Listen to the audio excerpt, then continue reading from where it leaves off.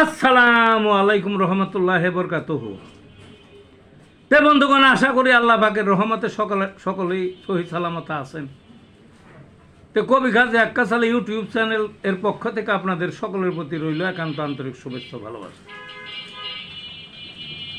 তে বন্ধুগণ, এখন আপনাদের সামনে যে বয়ানটা রাখবার চেষ্টা করব, বয়ানটির নাম হইল এদের খবর রাখা সরকারেরই দায়িত্ব। কি এদের খবর রাখা সরকারেরই দায়িত্ব।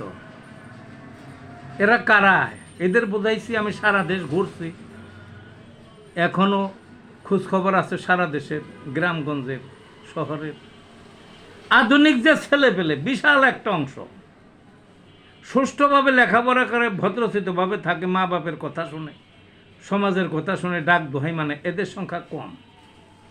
বেয়াদব উশৃঙ্খল সীমা লঙ্ঘনকারী ছেলে পেলে এখন দেশ জোড়া সর্বত্র এমনভাবে ছায়া গেছে যে তাদের এখন নিয়ন্ত্রণ না করলে ভবিষ্যৎ প্রজন্মকে অন্ধকারের মধ্যে আমি দেখতেছি। তারা কি করে? গ্রামে গঞ্জে যান, আগে গ্রামের গঞ্জের কথাই বলি আমি। যান, দেখবেন যে ওই লেখাপড়া করে নাই, বাপে কামলা ফেরত দেয় বা কোনো রকমে চলে টলে, কোনো রকমে চলে। আবার কথা আছে একটু সচ্ছলও আছে মোটামুটি, বুঝলেন না? বেশিরভাগই কিছু নাই। কেউ লেখাপড়ার মধ্যে আছে, তাই না হেঁচড়ে হুচড়ে পড়ে, ওই আপনার ম্যাট্রিক পাস করছে বা ইন্টারে পড়ে বা ইন্টার পাস করছে বড় জোর এই পর্যন্ত, এমনকি হাই স্কুলেও পড়ে। আবার কেউ কেউ লেখাপড়াই করে না, ওই পরিবারে লেখাপড়াও নাই, কিন্তু তাদের মধ্যে একটা কমন জিনিস পাইবেন, ও হুন্ডা চালায় সবাই।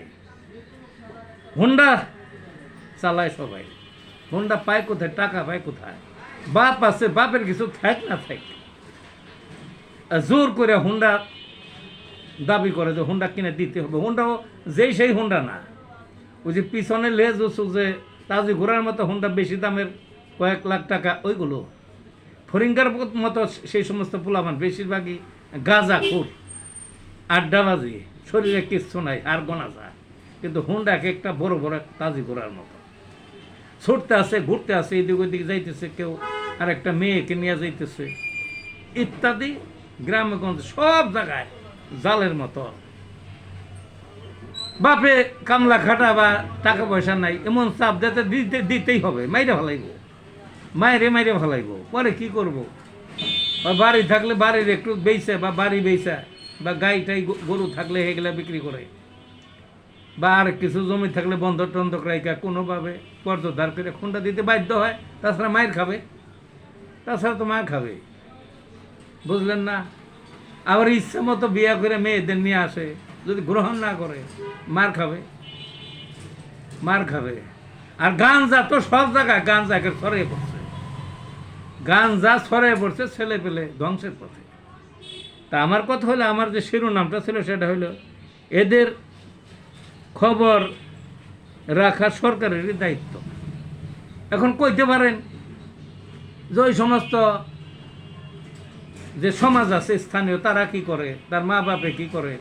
তারা তো মাতবর টাতবর সমাজ টমাজ মা বাপ মানে না, এখন মানে না, এরা উচ্ছৃঙ্খল, রাগাছা। কাজেই রাষ্ট্রীয় যে ক্ষমতা, সরকারের যে ক্ষমতা, এই সরকারকেই তার ক্ষমতা বলে, তার আইনের বলেই তাদের নিয়ন্ত্রণ করতে। যেহেতু মা বাপে বা স্থানীয় সমাজ সম্পূর্ণরূপে ব্যর্থ, আর প্রশাসন তো খবরই নেয় না। একটা রাষ্ট্র চলে, ছেলে ফেলে এরকম বেয়াদব, এরকম উশৃঙ্খল, এইভাবে তারা ধ্বংসের পথে, রাষ্ট্রে কোনোদিন খবর নিল না, এই কি হয়? এই কি কোনোদিন হয়? দরকার বললে আপনারা প্রশাসনের মাধ্যমে খবর নেন, এলাকায় ওই করেন, ওই একটা ক্যাম্প করেন, বা ওই প্রশাসনের লোক পাঠান, ওই করবেন, এলাকায় যে যদি লিস্ট করেন, দেখবেন যে মানুষের তথ্য দেবে কে কে, তাদের ধরেন, ধৈর্য ওই যে নির্দিষ্ট যে ক্যাম্প করবেন বা নির্দিষ্ট একটা প্রশাসনিক আওতা বা হাজতেইগঞ্জ জেলেইগঞ্জ বা যে কোনো একটা ঘর ভাড়া করে রাখেন, রেখে দিবেন। 1 মাস 2 মাস 3 মাস বা 6 মাস তাদের প্রশিক্ষণ দিবেন, ভালো করার চেষ্টা করবেন, ওই নেশার থেকে দূরে রাখার চেষ্টা করবেন। যদি ভালো হয়ে যায় ছেড়ে দিবেন, মানে সংশোধন অভিযান, সংশোধনের কাজ। এটা তো সরকারকে দায়িত্ব নিতে হবে, যেহেতু মা বাপ বা সমাজ ব্যর্থ, সরকারকে দায়িত্ব নেওয়া ছাড়ার কোনো বিকল্প নাই এখানে যদি দেশ বাঁচাইতে চান।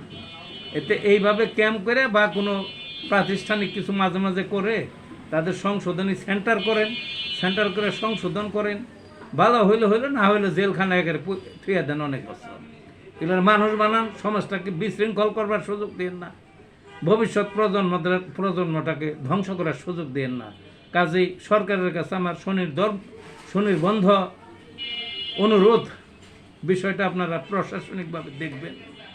আমার এই কথাগুলি যদি সরকারের কারো কানে গিয়ে থাকে বা সরকার সংশ্লিষ্ট বা তাদের কানে যদি নাও যায়, আমার তো ভিডিও ছোট দেখে না মানুষের তেমন, তাদের একটু জানান এবং অ্যাকশন নেন সরকারিভাবে। দেশের মঙ্গল হবে, মানুষের মঙ্গল হবে, সকলের মঙ্গল হবে। ভালো থাকুন বন্ধুগণ।